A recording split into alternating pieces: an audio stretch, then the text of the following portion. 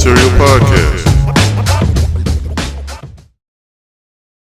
My people, welcome to the Soul Material Podcast post-game show. I'm your man, the OGEO, one half of the Soul Material crew. And on behalf of myself and my partner, T-Mark the Street Shark, we welcome you. You could be anywhere in the world right now, but exclusively on YouTube. You're here rocking with me, and I so appreciate it. And we are here to give you some of that sneaker business talk, but on the display tip. And as it's All-Star Weekend, and we are going to talk about something from a prior episode when we talked about some of the All-Star kicks that we loved and enjoyed. This one that I mentioned, and yes, people, talk about me if you want to.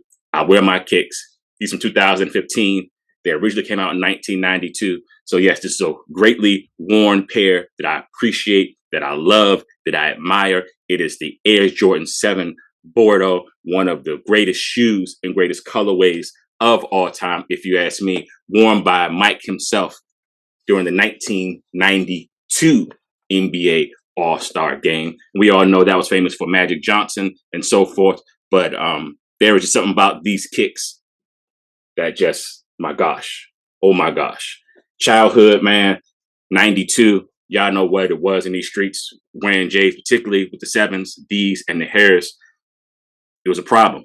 And having the opportunity in 2015 to grab these and the quality of them being what it was, you know, people talk about the shape and so forth. But again, when you have the opportunity to get a shoe that you admire and love so much, that's wearable, got to roll with the punches. And oh my goodness, man, again, great time to be alive. 2015, 2023 now, these are still holding up well, as you guys can see. We can talk about the details and so forth. Y'all already know the gray and the black, just colorways, color placement can make or break a shoe.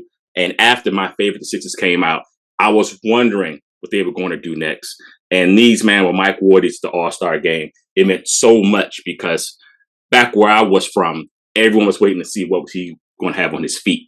And Mike, believe it or not, I gave him credit because he was the first one to start rocking shoes and necessarily didn't match the uniform. Back then in 1992, you guys well aware, if you wore the home uniform, you wore home shoes.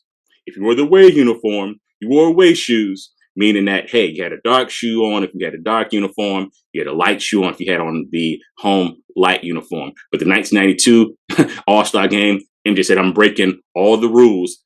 As I've done before with the ones, he wore these with the white All-Star uniform that brought even more attention to these joints when he was wearing them. And oh my gosh, man, just what can you say, man? You get some suede cleaner or some nubuck cleaner, and these things are as good as new. I can tell you all, I easily have worn these every bit 200 times maybe since 2015, easily. Again, I don't baby my shoes. I rock them and I do what I do. And these things have held up greatly. So again, we listed a whole lot of shoes on our episode regarding our top 5, if you will, individually, T-Mark, the Street Shark, and myself on All-Star shoes. But when it came to just All-Star Weekend in the 90s, where I was from, it was all about what is Mike putting on his feet, and running to Snyder's or Athlete's Foot or PG Plaza Foot Locker or somewhere downtown off of F Street to figure out who had them, who was not marking them up. Yes, it was markup back then. And if you could attain your size. So that was a huge thing with me as a kid growing up. And again, I give Mike and now Jordan Brand the credit for kind of starting that trend, because although shoes were a big deal back then, I think that Mike started the trend on the All-Star game, and not necessarily All-Star kicks, but you saw some of the shoes that he wore either for the first time or debuted during the All-Star game. And it always was around his birthday as well, within a week or so, that you knew it was going to be something special on his feet, and he just created that demand. So going to school that next Monday, it was all about, yo, you saw what Mike was wearing? How much they cost? Who got them? And that was just what it was during my elementary school years, junior high school years, going up to college. And it's what it is. So with these, man, favorites as far as All-Star sneakers Mike wore, 1992, the Bordeaux Air Jordan 7. Mine are still kicking from 2015. And once these are gone, I'll probably just wait for another retro because, after a certain amount of years, 7 to 10, they start to break down. But of course, we had another episode that talked about the regluing and all that type of thing. But these, you got to get them fresh. You got to get them fresh. So once these are gone, donate them, wait for the retro to come out, cop a new pair, and go from there. But thanks for tuning in. Just really quick, just wanted to just display favorite All-Star kicks. It's the Jordan 7. It's the Bordeaux.